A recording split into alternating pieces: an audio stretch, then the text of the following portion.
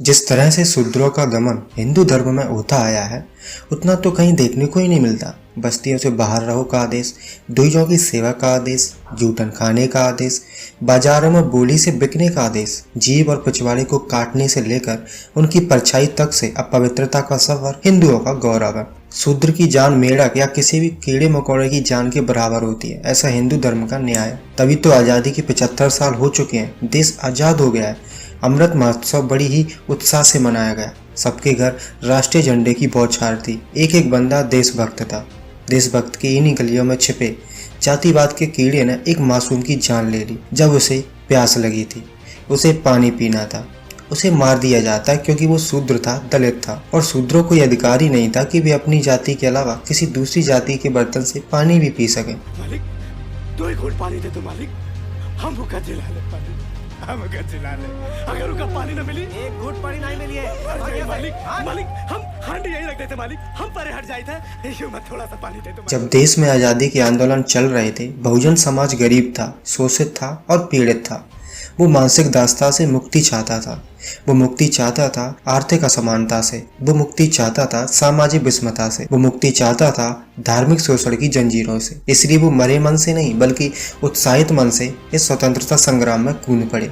उन्हें सिर्फ आज़ादी चाहिए थी, गुलामी से, अत्याचार से, शोषण से जो द्विज लोग उन पर कर रहे थे। आज़ादी तो हमें मिल गई, पर भारत का बहुजन आज़ादी को ना तो उस समय समझ पाया जब वो मिली थी, और ना वो आज समझ पाया। वो आज भी शोषण का शिकार है। इस स्थिति को देखकर कोई भी ये कह सकता है कि यह भी आर्थिक, सामाजिक और धार्मिक दास्ता का ही बोलबाला है। आइए जानते हैं उस मासूम बालक को सिर्फ पानी के लिए क्यों जान गंवानी पड़ी।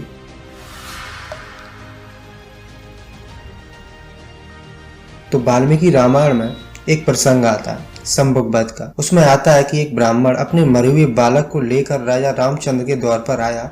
उसकी मृत्यु के लिए राजा को दोषी बताने लगा। तब नारद ने राम से कहा कि एक तपस्वी है जो शूद्र है और वो तपस्या कर रहा है, इसलिए इस बालक की मृत्यु हुई है। तो राम को दक्षिण दिशा में सरोवर के तट पर एक तपस्वी नीचे को मुख करके लटका हुआ और कठोर तपस्या करता हुआ दिखाई दिया। उससे पूछने पर उसने बताया कि मैं शूद्र जाति का हूँ और स्वर्ग लोक में देवत्व प्राप्त करने के उद्देश्य से ये तप कर रहा हूँ। श्री राम, मैं झूठ नहीं बोलता, देवलोक पर विजय पाने की इच्छा से ही तपस्या में लगा हुआ हूँ। आप मुझे शूद्र समझिए, मेरा नाम संभोग है। वो इस प्रकार कह ही रहा था कि राम ने म्यान से चमचमाती हुई तलवार खींच ली और उसी से उसका सर काट दिया। इस शूद्र का वध होते इंद्र और अग्नि सहित संपूर्ण देवता बहुत ठीक कहकर राम की बारंबार प्रशंसा करने लगे। अब एक निर्दोष को मारने पर इतना खुशी का माहौल और उसकी तपस्या पर रबड़ी रोना, आखिर ये सब क्यों? क्या कारण है कि एक शूद्र की जान इतनी सस्ती है हिंदू धर्म में? क्या वे इंसान नहीं होते, उन्हें दर्द नहीं होता? ऐसा नहीं है, बल्कि हिंदुओं के सारे ग्रंथ ही हमारे लोगों की हत्याओं से भरे पड़े हैं। दरअसल हिंदू धर्म में शूद्रों, अछूतों को मारना कीड़ों मकोड़ों को मारने के बराबर है। और शायद इसी से खुश होकर तुलसीदास ने भी लिखा कि ब्राह्मण चाहे कितना भी ज्ञान गुण से रहे तो उसकी पूजा ही करनी चाहिए, और शूद्र चाहे कितना भी गुणवान हो, विद्वान हो, उसका कभी सम्मान नहीं करना चाहिए। शूद्रों को मारना मेढक, कौवे और उल्लू को मारने के समान है, ऐसा धर्मशास्त्रीय कथनों से स्पष्ट होता है।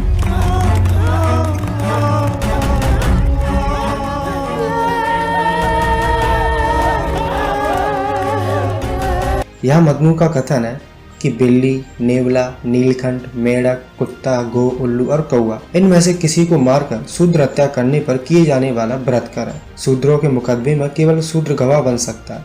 द्विजों के मुकदमे में शूद्र और शूद्रों के मुकदमे में द्विज गवाह नहीं बन सकते। यही नहीं, भंगी के मुकदमे में केवल भंगी ही गवाह हो सकता है। शूद्रों को मारने के लिए जरा सी बात पर बहाने बनाए गए। मनु का विधान है कि ब्राह्मण को अगर क्षत्रिय कटु वचन बोले तो उसे 100 पड़ का अर्थदंड हो, वैश्य बोले तो उसे 150 या 200 पड़ का अर्थदंड हो। लेकिन अगर शूद्र कटु वचन बोले तो वो मृत्यु दंड के योग्य है। इसके विपरीत अगर कोई ब्राह्मण किसी क्षत्रिय को कटु वचन बोले तो उसे 50 पड़, वैश्य बोले उसे 25 पड़ का अर्थदंड देना होगा। लेकिन अगर ब्राह्मण शूद्र को बोले तो ब्राह्मण को केवल 12 पड़ का अर्थदंड देना होगा। मतलब ये कि शूद्र अपराध करे तो ज्यादा दंड दिया जाए, शूद्र के प्रति कोई अपराध करे तो कम से कम दंड दिया जाए। ब्राह्मणों के प्रति अपराध करने पर ही शूद्र की तबाही होती हो, ऐसी बात नहीं है। मनु का आदेश है कि द्विजों यानी ब्राह्मण, क्षत्रिय और वैश्य को दारुण वचन बोलने वाले शूद्र की जीभ काटकर उसे दंडित करना चाहिए। अगर शूद्र द्विजातियों के नामों और जातियों का उच्चारण करके रे यज्ञदत्त तुम नीच ब्राह्मण हो, ऐसे ऐसे कटु वचन बोले तो उसके मुख में आग में लाल की हुई 10 आंगुल लंबी लोहे की कील ठूस देनी चाहिए। शूद्र कोई बुरा काम करे तो वो दंडित तो होगा ही, पर उसे अच्छा काम करने पर भी दंडित करने का विधान है। धर्मोपदेश करना अच्छा काम माना गया, लेकिन मनु का कथन है कि जो शूद्र ब्राह्मणों को धर्मोपदेश करे उसके मुख और कानों में गर्म तेल डलवाना जाना चाहिए। अगर अंत्यज यानी शूद्र, द्विजाति यानी ब्राह्मण, क्षत्रिय, वैश्य इन्हें मारे तो जिससे मारे राजा उसी का अंग कटवा दे। दरअसल ये उनकी गलती नहीं है, ये ब्राह्मणवादी है जिसने असल राजाओं को बद से बदतर हालत में डालकर उन्हें नीच, शूद्र, अछूत घोषित किया और धर्म पाखंड अंधविश्वास के नाम पर देश को भी गुलामी की जंजीरें पहनवा दी।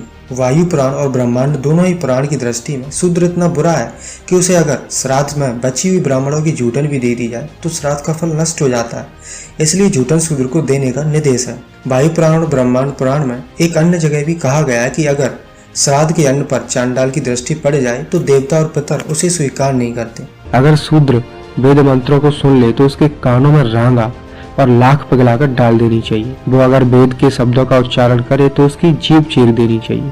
अगर वो वेद मंत्रों को धारण कर ले, याद कर ले, तो उसके शरीर को कुल्हाड़े से काट देना चाहिए। यहाँ शिक्षा ना देना तक तो ठीक था, पर यहाँ अगर शूद्र वेद या वेद मंत्रों को सुन भी ले तो उसके कानों में रांगा डाल देना चाहिए ताकि वो कभी सुन ही ना पाए। अगर वेद को पढ़ ले तो उसकी जीभ चीर देना चाहिए ताकि वो कभी बोल ही ना पाए। शूद्र यदि दो जातियों ब्राह्मण, क्षत्रिय और वैश्य के साथ अगर एक आसन पर बैठे, एक सैया पर सोने, एक रास्ते पर चलने और उनके बराबर की बातचीत करने की इच्छा करे तो उसे दंड देना चाहिए। मनु ने दंड को स्पष्ट करते हुए विधान किया कि राजा ब्राह्मण के साथ एक आसन पर बैठे हुए शूद्र को तपाए गए लोहे से कमर में दगवा कर राज्य की सीमा से निकाल दे या उसके नितंबों को कटवा दे, यानी उसके पिछवाड़े को कटवा देना चाहिए। हिंदू धर्म ग्रंथों का कथन है कि शूद्र से स्पर्श हो जाने पर उच्च जाति का हिंदू अपवित्र हो जाता है, इसलिए उसकी छाया तक से दूर रहना चाहिए। इतना ही नहीं, शूद्रों के स्पर्श से पवित्र हुए इंसानों को पवित्र होने के लिए गाय का मलमूत्र पीने को कहा गया है, यानी कि शूद्र का स्पर्श पशु के मलमूत्र पीने से भी गया गुजरा है। संवर्त स्मृति का आदेश है कि तीर्थ, तालाब व नदी के जिस भाग में अंत्यज लोग अपना काम करते हैं उस भाग का जल अगर कोई दो जाति ब्राह्मण, क्षत्रिय या वैश्य धोखे से पी ले तो पंचगव्य यानी गाय का मलमूत्र आदि 5 तत्व भक्षण से पवित्र होता है। मतलब जानवर का मूत्र पी सकते हैं, किसी के हाथ का पानी नहीं पी सकते। पाराशर का कथन है कि भंगी द्वारा बनाई हुई बावड़ी आदि से अगर कोई ब्राह्मण आदि अज्ञान से जल पी ले तो वो 24 घंटे उपवास करके शुद्ध होता है। भंगी के बर्तन का जिस कुएं से स्पर्श होता है उस कुएं का जल अगर कोई भी पी ले तो वो 3 दिन रात गोमूत्र पान और गोमूत्र में भिगे हुए यवों यानी जौ का भक्षण करके शुद्ध होता है। केवल वे लोग ही अपवित्र नहीं होते जो शूद्रों के स्पर्श से अपवित्र कुएं आदि से पानी पीते हैं, बल्कि इस तरह के अपवित्र लोग जो उनका संग करते हैं वे भी अपवित्र माने जाते हैं। पर फिर भी इन्हें कोई फर्क नहीं पड़ता, फिर भी मंदिर करेंगे, चाहे वहीं से जूते चप्पल खा के भागना पड़ता हो। हिंदू धर्म को सीने से लगाया जिसमें उन्हें नीच, अछूत, पापी, राक्षस, दानव, पाप योनि और जानवरों से भी गया गुजरा बनाया। हिंदू के नाम पर सदियों से हूतिया बन रहे हो, जबकि हिंदू कोई धर्म नहीं है बल्कि एक राजनीति है जिसमें आप बैसाखी का काम करते हो। धार्मिक ग्रंथों में ऐसी स्थिति होने के बाद भी लोग ये कहते हैं कि हिंदू धर्म में दलितों के लिए प्रेम, समानता और मानवता का व्यवहार है। वे या तो धर्म ग्रंथों को बिना पढ़े ऐसा कहते हैं या इनको सदा के लिए शूद्र या फिर चौथे दर्जे के नागरिक बनाए रखना चाहते हैं, या उनमें इतना नैतिक साहस नहीं है कि अपने धर्म ग्रंथों के मानवता के प्रतिकूल आदेशों को खुले तौर पर नकार सकें। धार्मिक ग्रंथों के ऐसे प्रेम में और आदेशों के कारण शताब्दियों से शूद्र धर्म परिवर्तन करते आ रहे हैं। 1956 में डॉक्टर भीमराव अम्बेडकर जी ने भी असंख्य अनुयायियों के साथ बौद्ध धर्म अपनाया और कहा कि मैं हिंदू धर्म रूपी नरक से छूट गया हूँ। अब इसे जोड़िए उस स्कूल के मानसिक रोगी शिक्षक से और उस मासूम बच्चे से जिसने इन्हीं धार्मिक ग्रंथों के बदौलत उनकी लिखी ऐसी घटिया और जातिवादी गुलामी भरी व्यवस्था के चलते जान गंवानी पड़ी। ये इसी हिंदू धर्म और उसकी घटिया नफरत भरी जहालत का असर है कि आज भी इंसान इंसान का दुश्मन बना बैठा है, सिर्फ इस बात से कि मैं बड़ा हूँ, मेरी जाति बड़ी है। ये आपकी भी गलती नहीं है, आप इसका विरोध नहीं कर रहे बल्कि उन धार्मिक कचरे का है जिसने आपको सिखाया कि धर्म पर सवाल नहीं करना चाहिए। अब भी समय है कि देश और समाज के भले के लिए हम धर्म ग्रंथों की नफरत फैलाने वाले आदेशों को ईमानदारी से नकार दें, उन्हें अमान्य घोषित करें और अपने व्यवहार में परिवर्तन लाएं।